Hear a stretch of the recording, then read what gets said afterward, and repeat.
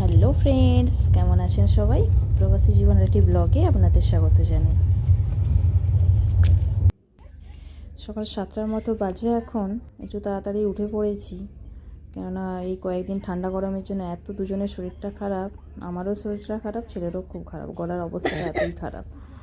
তো ওই জন্য উঠে বিস্কিট ছিল ওটা মুখে দিয়ে আর এই যে ওষুধ খেলাম, খেয়ে যে বসেছি। আর এই যে বোন উঠে পড়েছে। উঠে পড়তে ওর মেয়েকে আর আমার ছেলেও আছে, দুজনের ওর সাথে একটা ব্রেড অমলেট কিনে দিয়েছি, ওরা খাচ্ছে। কোনো চা খাবে, তো এখানে একজন এসে বসেছে, তো ওনাকে বারবার বললাম যে উপরে যাওয়ার জন্য। তো উনি বললেন যে আমি কিছুক্ষণ পরে নেমে যাব। তো ওই জন্যই বোন বলছে ও নেমে যাক, তারপরে একসাথে বসে সবাই চা খাওয়া হবে। এই যে উনি নেমে গেছেন, নেমে যাওয়ার পরে যে চাও এসেছে। देखो भाई हमने असेट চারটে চা নেওয়া হয়েছে, আমি খাই না চা, कर दिया है तो जस्टिफाई আমার करते हैं ছেলে ना, बस খাবে तो भाई असेट আর বোনেরা एडिशन में তিনজন। इतना है। बाकी पिछले साल भी ऐड हो चुका था जिसमें চলুন তাহলে 7% कैपिटलाइजेशन नहीं সকালটা किया ওদের চা দিয়ে শুরু হোক। আমার তো হয়ে গেছে মোটামুটি, পরে 9টার দিক করে হয়তো একটু খাওয়া দাওয়া করবো। था। पिछली बार ही ऐड कर दिया था तो वो तो भाई मतलब লানা হয়ে গেছে। ना पड़े जाए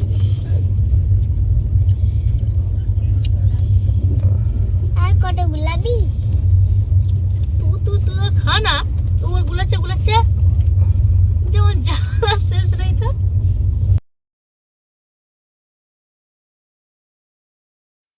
আর এই ট্রেনটা মোটামুটি রাইট টাইমে আছে, তাহলে এই কোন জায়গায় এসে অনেকক্ষণ দাঁড়িয়ে আছে।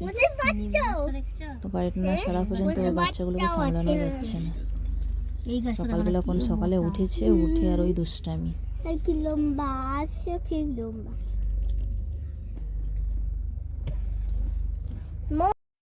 অনেক বড় ট্রেন ছেড়ে দিয়েছে আজকে সারা দিনটা।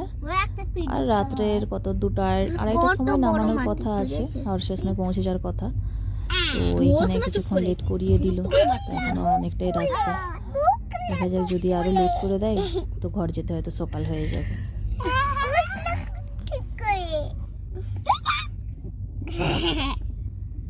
দাঁতগুলো দেবো ভেঙে।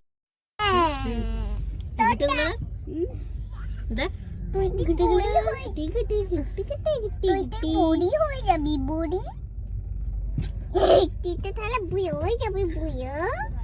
আর এদের কোনো কথার শেষ নেই, এরা সারাক্ষণ কথা বলবে। আমাদের ছেলেটা তো আবার বেশি করে, কি করে যে এত কথা বলতে পারে আমি জানি না বাবা। এক মুখে 100 কথা বকেই যাবে সে। আর এই যে এপাশে রাস্তায় দেখুন কেমন বৃষ্টি হয়েছে, চারদিকটা জল দাঁড়িয়ে গেছে। মা আমাকে কালকে ফোন করেছিল, বলছিল যে এখানে প্রচুর বৃষ্টি হচ্ছে। তো এখন রাস্তাতেও দেখছি মোটামুটি মেঘটা এপাশে ভালোই ধরে আছে, আর বাকি বৃষ্টিও হয়েছে, যে জল দাঁড়িয়ে গেছে চারদিকে।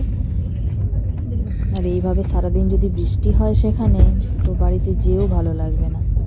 এতদিন পর যাচ্ছি, দেশে কারোর সাথে না দেখা হবে, না কথা হবে, বা কারো বাড়িতে না যেতে পারবো, না কেউ আমার বাড়িতে আসতে পারবে। তখন একটা কেমন কেমন ব্যাপার হয়ে যাবে।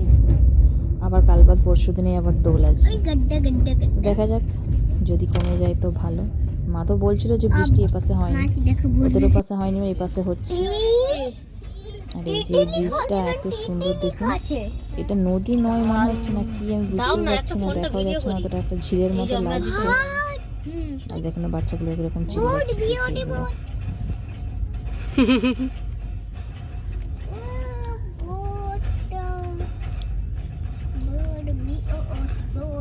কোনটা দিতে বললাম না, ওরটাকে দিচ্ছে।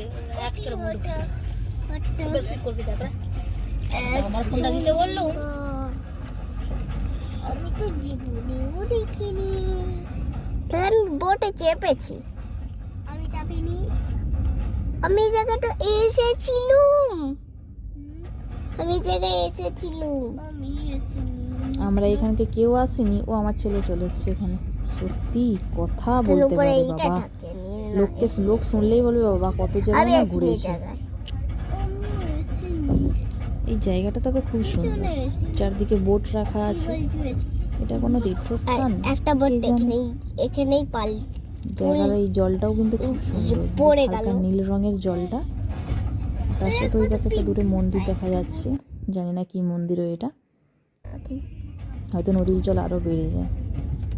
সিঁড়ি করা আছে। এখনই নদীটা এত গভীর লাগছে, তো বর্ষার সময় বৃষ্টি যখন হয় তখন নদীটা যদি ভরাট হয়ে যায় তখন কীরকম লাগবে। তখন আমরা যাবো, তখন এই উল্টা যে যাবো। দেখুন না, ব্রিজটা এখনো পর্যন্ত শেষ হচ্ছে না। কেমন? নদীটা যেমন নদী হবে হয়তো, যেরকম হিসাবে ব্রিজটা দেখুন না কত দূর পর্যন্ত ব্রিজ করা হয়ে আছে।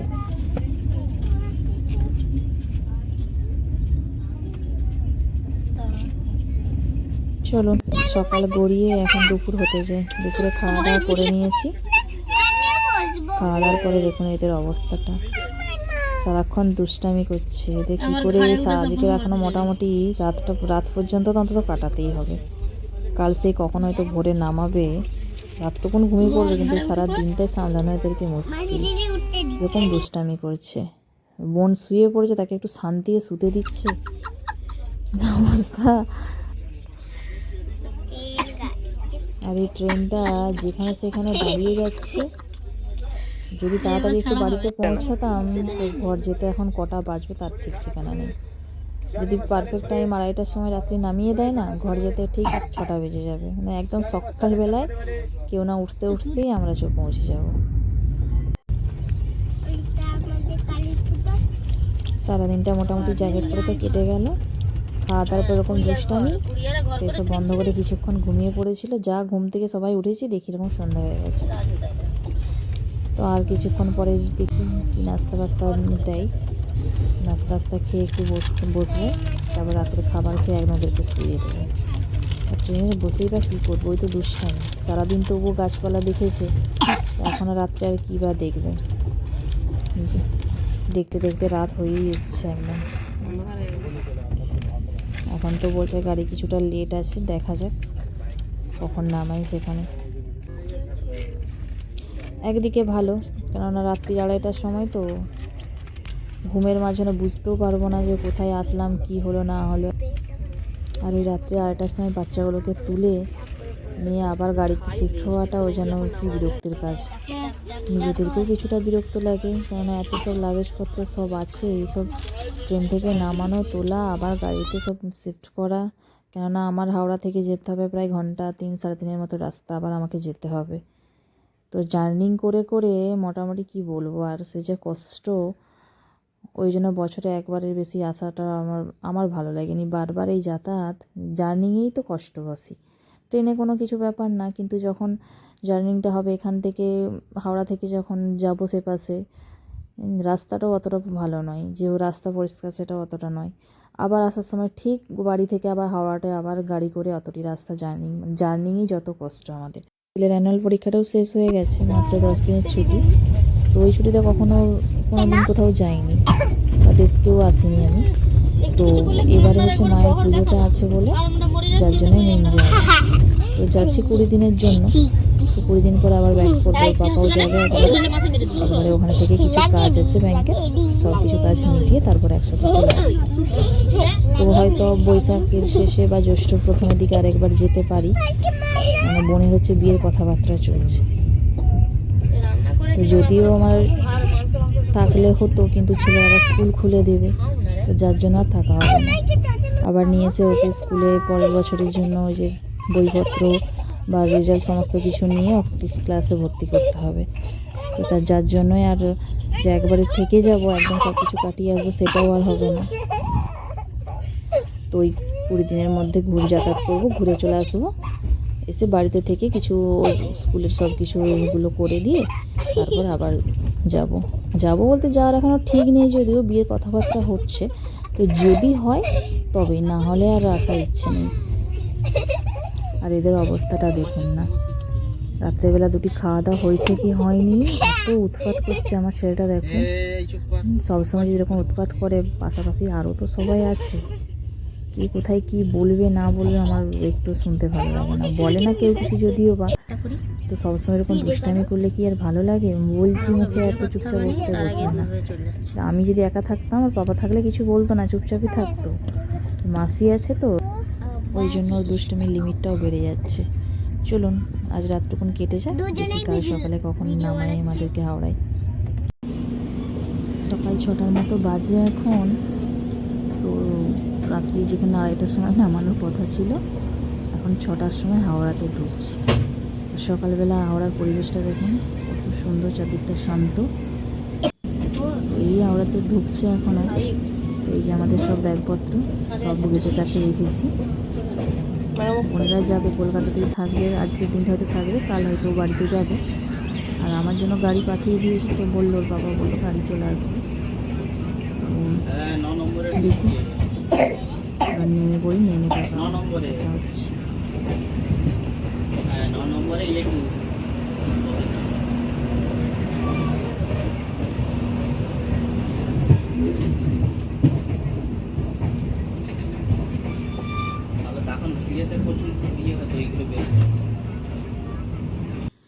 সাড়ে 6টার মতো বাজে এখন। তখন থেকে ট্রেনটা এই স্টেশনে এসে পৌঁছালো। ছেলে মেয়েটাকে আর বোন নেমে গেছে, বললাম ওদের দুজনকে ধর, বাকি আমি ব্যাগ নামিয়ে নিচ্ছি। ব্যাগগুলো এত ভারী ভারী হয়েছে যে কি বলবো। আর আমার তো গাড়ি আছে, এবার এই ব্যাগগুলো নামিয়ে বোনের হাজব্যান্ডকে বলে রেখেছি ও ফোন করুক, ফোন করে একদম আমাকে গাড়িতে তুলে দিয়ে, আর ওরা ওদের হাওড়াতে যাবে, ওরা সেখানে ওর একটা দিদির বাড়ি আছে, তো ওখানেই থাকবে। যে সব নামানো হয়ে গেছে প্রায়।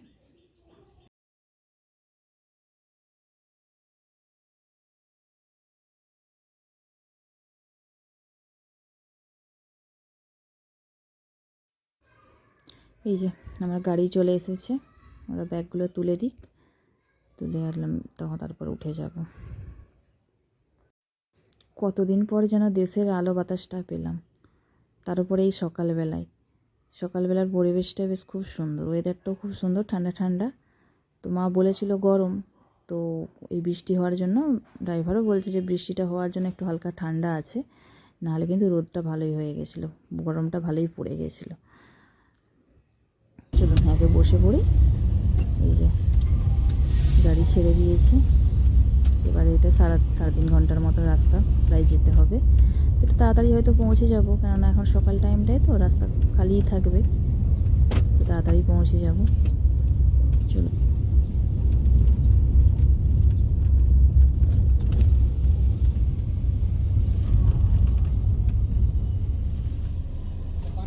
বাবা সকালবেলা এত জ্যাম, দেখুন অবস্থাটা। আমি ভেবেছিলাম একটু তাড়াতাড়ি হয়তো বাড়ি পৌঁছে যাব, তো তার জায়গায় এপাশ ওপাশ চারদিক থেকে গাড়ির মাঝখানে আমরা বন্দী হয়ে গেছি।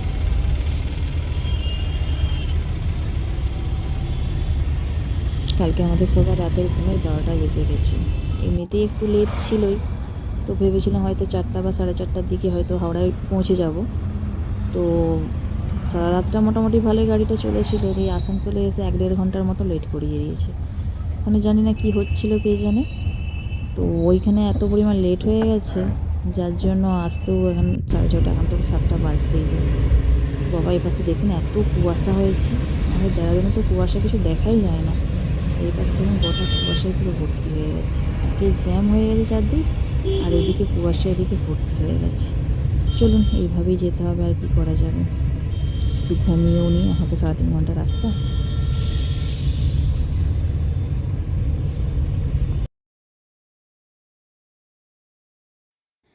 ঘুমিয়ে পড়লে মানুষের টাইমটা অনেক কেটে যায় বলুন।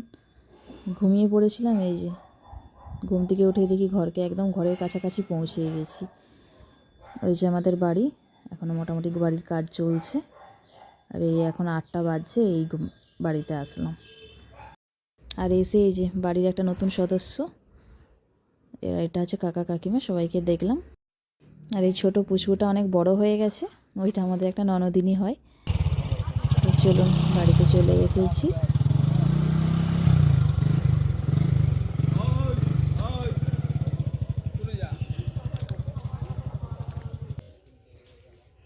চলুন তাহলে ভিডিওটি আজ এখান পর্যন্তই, দেখা হবে পরের একটি ব্লগে। ততক্ষণ আপনারা ভালো থাকুন, সুস্থ থাকুন, নমস্কার।